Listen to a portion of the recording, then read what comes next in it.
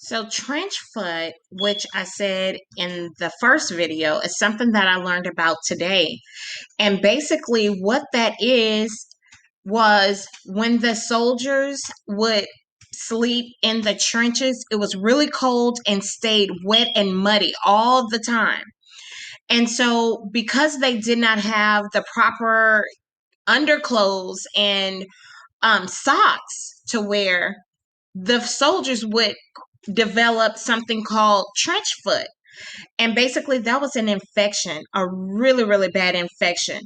And at the time, during those days, if a soldier would develop any type of sickness, it would be really, really difficult to cure them or to provide them with medical attention. But what would happen for most of those soldiers who did develop trench foot was their feet would develop gangrene, because in order for it to kind of heal on its own, you have to rest for multiple days, weeks, even sometimes.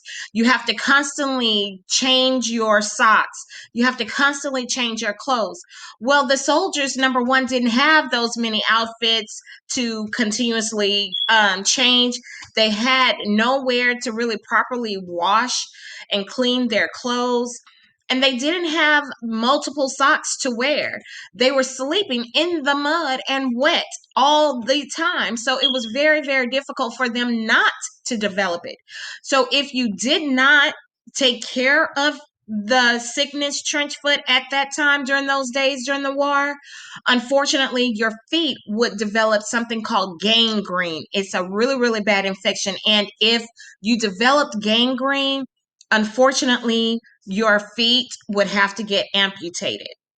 Amputated, that's one of our vocabulary terminology, and that means to be cut off. So, unfortunately, it was a lot that the soldiers during that time were dealing with.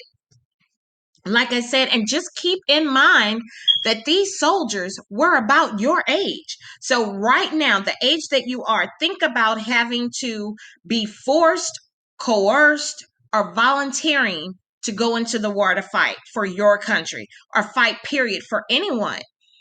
That was a huge, huge responsibility for someone of your age to go and do.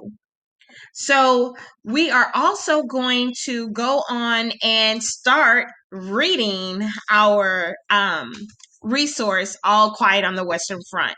So, you will see in the link below that I have provided the actual pages for you so you can read. And then I have also provided a video of myself reading in the next link for the learned portion of your assignment for today. Okay?